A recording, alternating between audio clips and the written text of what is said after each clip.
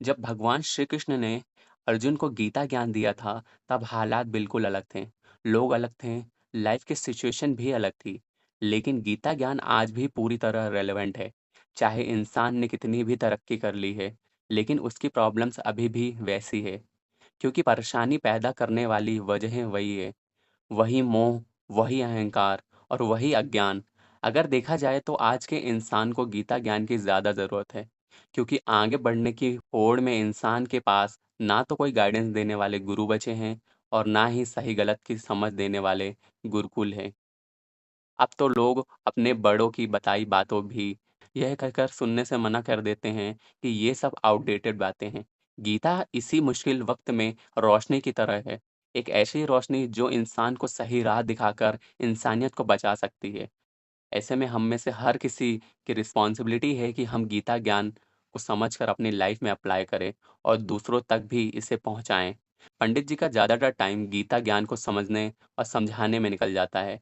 कई बार उन्हें लगता है कि अगर वे थोड़ा और डीपली स्टडी कर ले तो शायद और अच्छे से गीता ज्ञान को खुद भी समझ सकते हैं और दूसरों को भी समझा सकते हैं। लेकिन फिर वो ये भी देखते हैं कि बहुत सारे लोग जिन्होंने कभी गीता नहीं पढ़ी, उन्हें इसकी समझ पंडित जी से भी या किसी भी गीता पढ़ने वाले से भी ज़्यादा है। ऐसा ही एक इंसान है भोला। भोला पंडित जी के घर दूध देने आता है। कॉलोनी की शुरुआत में ही उसका एक छोटा-सा घर है, जहाँ उसने और उसकी पत्नी राखी ने मिलकर 2 गाय पाल रखी हैं।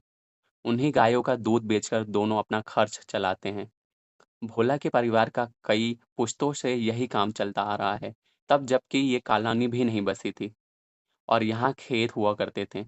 तब यहाँ भोला के दादाजी की डेयरी हुआ करती थी। बाहर हाईवे था, जिसके किनारे कुछ ढाबे बने हुए थे। उन्हीं में दूध की सप्लाई करके भोला के दादा ने 1 गाय से 10 गाय पालने तक का सफ़र तय किया था। क्योंकि तब कॉलोनी अभी बसनी ही शुरू हुई थी, इसलिए उसके दादाजी को सस्ती कीमत पर यहाँ ज़मीन मिल गई थी और उन्होंने यही अपना घर भी बना लिया था। भोला के पापा ने भी अपने खानदानी काम को ही करना जारी रखा और बहुत अच्छे से इस काम को सँभाल लिया। जैसे-जैसे कॉलोनी बसती गई, वैसे-वैसे भोला के पापा का काम भी बढ़ता गया। एक टाइम तो ऐसा भी आया कि उन्हें अपनी हेल्प के लिए एक सर्वेंट भी रखना पड़ा था।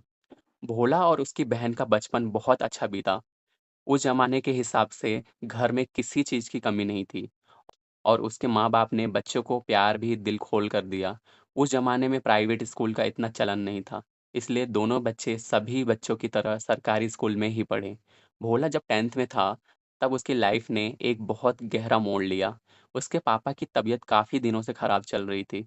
जब लोकल डॉक्टर से ठीक नहीं हुआ, तब वे पास के बड़े शहर में गए, जहाँ उनके कुछ टेस्ट हुए और पता चला कि उन्हें कैंसर था और उनके पास मुश्किल से 6 महीने ही बचे थे।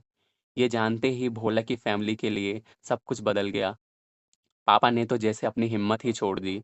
माँ पहले तो शोक में थी, लेकिन फिर उन्होंने खुद को और बच्चों को भी सँभाला।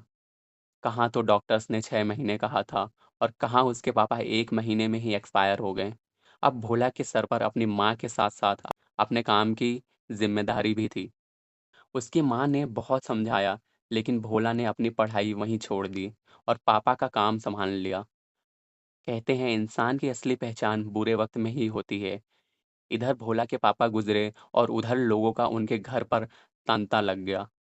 कोई कहता है उसके पापा ने उससे इतने रुपए कर्ज़ लिए हैं, तो कोई कहता कि इतने लिए, तो कोई और कहता कि इतने लिए। इनमें से कई लोग तो ऐसे भी थे जिन्होंने उल्टा भोला के पापा से कर्ज लिया था और अब मौका का फायदा उठाते हुए उन्हीं से पैसे लेने आ गए थे। भोला की माँ बेचारी एक तरफ तो अपने पति के यूं चले जाने से दुखी थी, ऊपर से दुनिया का यह रवैया देखकर और भी दुखी हो गई थी। इस सब से हुआ ये कि भोला अचानक से बहुत मैच्योर हो गया। उसने घर के बड़े की तरह सारी ज़िम्मेदारी ले ली। उसने सबसे पहले तो अपनी कुछ गाय बेचकर सारे सही गलत कर्ज़े उतारे और सबसे राइटिंग में ले लिया कि अब उनकी तरफ से कोई हिसाब बाकी नहीं है। इसके बाद उसने खुद को काम में झोंक दिया, अपनी बहन को पढ़ाया और फिर अच्छे से उसकी शादी करवा दी। उसने अपनी माँ का हमेशा बहुत ख़्याल रखा। पूरी कॉलोनी में सबके साथ बहुत इज़्ज़त से पेश आता था। सबके सुख-दुःख में हमेशा साथ देने वाले भोला को कभी किसी ने उदास या परेशान नहीं देखा। उसकी लाइफ़ में कई तरह उतार-चढ़ाव आए, जैसे सबकी लाइफ में आते हैं। लेकिन भोला ने हमेशा पेशेंस और हिम्मत से काम लिया। पंडित जी जब भी उसे देखते हैं तो सोचते हैं कि असली गीता ज्ञान तो भोला के पास है। सुख दुख में एक जैसा रहना, ना किसी से दोस्ती, ना किसी से बैर वाली फिलॉसफी पर चलते हुए। उसने अभी तक बहुत बैलेंस लाइफ बिताई है। जब भी पंडित जी सरला जी से भोला के बारे में बात करते हैं, तो दोनों ही श्रीमद् भगवद गीता का एक श्लोक ज़रूर ध्यान आ जाता है। यत् अहंकारम आश्रित न योत्स्य इति मन्यते मिथ्यैष व्यवसायस्ते प्रकृतिस्तवाम नियोक्ष्यति। यहाँ भगवान श्री कृष्ण अर्जुन से कहते हैं कि हे अर्जुन, जो तू अहंकार का आश्रय लेकर ये मान रहा है कि मैं युद्ध नहीं करूंगा, तो तेरा ये निश्चय मिथ है, क्योंकि तेरा स्वभाव तुझे जबरदस्ती युद्ध में लगा देगा।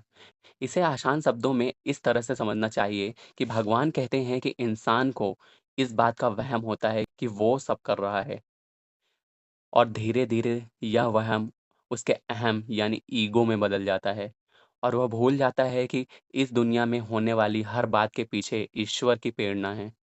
फिर गीता में ही भगवान ने अर्जुन को 3 गुणों सत, रज और तम के बारे में बताया है, जिनसे मिलकर हर जिंदा प्राणी का नेचर बनता है। इंसान इसी नेचर के कंट्रोल में होकर सारे काम करता है। जिसके ऊपर सद्गुण यानी अच्छे गुण हावी होंगे, वह अच्छा काम करेगा। रज और तम गुण जिनमें ज़्यादातर बुरे गुण होते हैं, वो हावी हुए तो सारे काम गलत होंगे। हमारे धार्मिक ग्रंथ ऐसे उदाहरणों से भरे पड़े हैं कि हमें कैसे अपनी ज़िम्मेदारी को निभाना है। माता सीता के पिता राजा जनक भी एक बहुत बड़ा एग्ज़ाम्पल हैं कि कैसे एक इंसान को अपनी ज़िंदगी जीनी चाहिए। राजा जनक थे तो राजा, लेकिन उन्हें एक ऋषि कहा जाता था। उसकी वजह थी उनका एक ऋषि की तरह ही रहना, ना कि एक राजा की तरह। राजा जनक अपना ज़्यादातर टाइम भगवान की भक्ति और ऋषियों की सेवा में बिताते थे। उनके राज्य में हर टाइम साधु संत रहकर एक दूसरे से अपने ज्ञान को बढ़ाते थे। ज्ञान मिलने का प्रोसेस कोई चमत्कार नहीं कि किसी को एक ही दिन में ज्ञान मिल जाए। ये तो सालों की मेहनत और लगन का फल होता है। हर कोई इतनी ही मेहनत और लगन से ज्ञान पाने की कोशिश करे तो किसी को भी ज्ञान मिल सकता है। गीता कहती है कि सबको अपना-अपना काम करना चाहिए, लेकिन उसमें डूबना नहीं चाहिए। हमें सिर्फ अपना काम करना है, क्योंकि इंसान एक पल भी काम किए बिना नहीं रह सकता, और यह धरती कर्म भूमि है। तो यहाँ जो आएगा उसे कर्म करना ही पड़ेगा। मगर कर्म करने के बाद क्या होगा, यह सब भगवान पर छोड़ देना चाहिए, क्योंकि कर्म करने तक ही हमारा वश है, उससे आगे नहीं। साथ ही मोह का जाल ऐसे नहीं छूटता जब तक गीता ज्ञान की गहराई में ना उतरे, और वहां तक उतरने के लिए बहुत ही पेशेंस के साथ गीता को समझना पड़ता है। भगवान की भक्ति करनी पड़ती है, तब जाकर इंसान शरीर से तो दुनिया का काम करता है और मन भगवान में लगाए रखता है। भगवान ने ये कभी नहीं कहा है कि सब सन्यासी बन जाओ, घर बार त्याग दो, ऐसा कुछ नहीं कहा गया है। ये तो सिर्फ मन के खेल हैं, और इसे समझना ही गीता ज्ञान है। पंडित जी ने सोचा कि उनसे जितना हो सके वे खुद भी गीता ज्ञान को समझेंगे और सबको समझाएंगे भी। और इसी तरह से यह एपिसोड भी यहीं समाप्त होता है, जिसे आप सुन रहे थे एस वाई के क्रिएटर के शो पर।